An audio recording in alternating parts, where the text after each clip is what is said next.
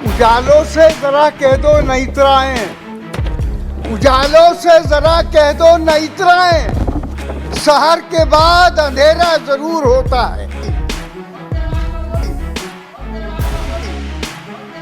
हम भी इस मुल्क के रहने वाले हैं, आप भी इस मुल्क के रहने वाले हैं। हम मुल्क के वफादार हैं, गद्दार नहीं है।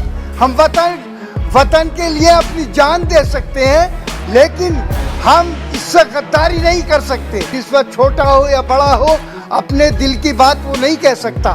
इतनी पाबंदियां आपने लागू कर रखी हैं। सभापति जी, मुझे बहुत बात कहनी थी, लेकिन वक्त नहीं है। बहुत मुख्तसर अर्ज करूंगा बस। महामहिम राष्ट्रपति जी के जो भाषण में सरकार की कारकर्दगियाँ बताई गिनाई गई हैं, तो मैं ये कहना चाहूँगा कि वो हकीकत से हटके हैं। ज़मीनी सतह पर उनकी हैसियत कुछ और है, मैडम, और जो कुछ कहा गया वो उसकी हैसियत और है। You please, nothing is going on record, and also your speech. अरे भाई, one second. Your speech becomes unfinished. That will not be fair in seeing. So please try to conclude within the time. Otherwise, it will be awkward on seeing. Sorry. Thank you. Please continue. Thank you.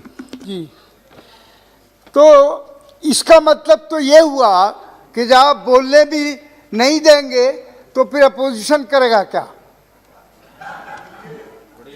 भाई, हकीकत ये है कि देश आज़ाद है हमारा, तो इसमें सबको बोलने की, कहने की आज़ादी होनी चाहिए।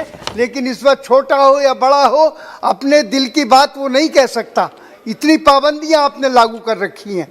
तो दूसरे ये है कि आज मसला किसान का है।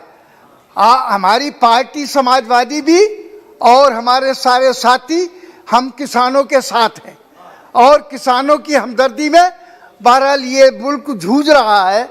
तो मैं कहना चाहता हूँ कि किसान भी हमारे भाई हैं, इसी मुल्क के रहने वाले हैं। हम भी इस मुल्क के रहने वाले हैं, आप भी इस मुल्क के रहने वाले हैं। हम मुल्क के वफादार हैं, गद्दार नहीं हैं। हम वतन के लिए अपनी जान दे सकते हैं, लेकिन हम इससे गद्दारी नहीं कर सकते। जी हाँ, हमने जब आज़ादी का वक्त आया था, अंग्रेज़ों से लड़ने का वक्त आया था, हमने कौन सी कुर्बानी न दी थी? जो आपको अच्छा नहीं लगता या आप पसंद नहीं करते हमारी बात को सुनना भी, तो मैं चाहूँगा कि इस वक्त किसानों का मसला एक ऐसा बुनियादी मसला है कि इस किसानों के मसले पर अगर गौर नहीं किया गया तो देश, बहरहाल किसानों का देश है ये। किसान अगर जिंदा नहीं रहेगा तो मुल्क भी हमारा वतन कैसे कायम रहेगा? तो हमें अपने किसानों को, उनको भाई समझकर, और ये समझकर कि वो आज जिस तरह इस जाड़े में अंदर पड़े हुए हैं, उनके लिए कांटे बिछाए जा रहे हैं, बजाय इसके कि आप जाकर, प्रधानमंत्री जाकर या हमारे और मिनिस्टर जाकर उनसे बात करते, उनकी बात सुनते।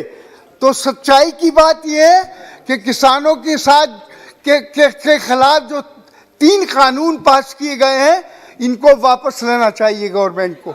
जब भी देश के अंदर अमन व अमान भी हो सकता है, और अगर ये ऐसा नहीं किया जा सकता तो देखिए, अंग्रेज़ों के दौर में सन 1906 में जब अंग्रेज़ों का दौर था, तब भी 3 कानून अंग्रेज़ों ने भी बना दिए थे, और उसके खिलाफ सरदार भगत सिंह के भाई सरदार अजीत सिंह जी ने एक तहरीक चलाई थी, और किसानों के सिलसिले में चलाई थी। अंग्रेज़ों को वो कानून वापस लेना पड़ा था। तो इसलिए इसमें इंसल्ट महसूस नहीं करनी चाहिए। हमें अपने देश की भलाई देखनी है। किसानों को भी हमें मरने नहीं देना है, जिंदा रहने देना चाहिए। और मैं ये कहता हूँ आप लोगों से, अपने, बहरहाल आपकी बीजेपी की गवर्नमेंट है, तो उस सिलसिले में उजालों से ज़रा कह दो न इतराएं। उजालों से जरा कह दो न इतराएं, सहर के बाद अंधेरा जरूर होता है। जब जब जब सुबह आती है तो एक दिन अंधेरा भी होगा, रात भी जरूर आएगी। और इन्हीं अल्फाज के साथ मैं कहना चाहता हूँ बीजेपी गवर्नमेंट से और उनके साथियों से, उनके सबसे, कि वो सियासी आईने में अपनी शक्ल देखें, उसके बाद अंदाजा करें कि हमारा इस देश में क्या हो गया। और हाँ, कल शक्ल साफ नहीं रही। जो आपके हौसले थे, जो इरादे थे, जो आपने कानून बनाए थे, जो उन पर सब पर पानी फिर गया। तो कल एक एक बूंद को तरसेगा मैं खाना।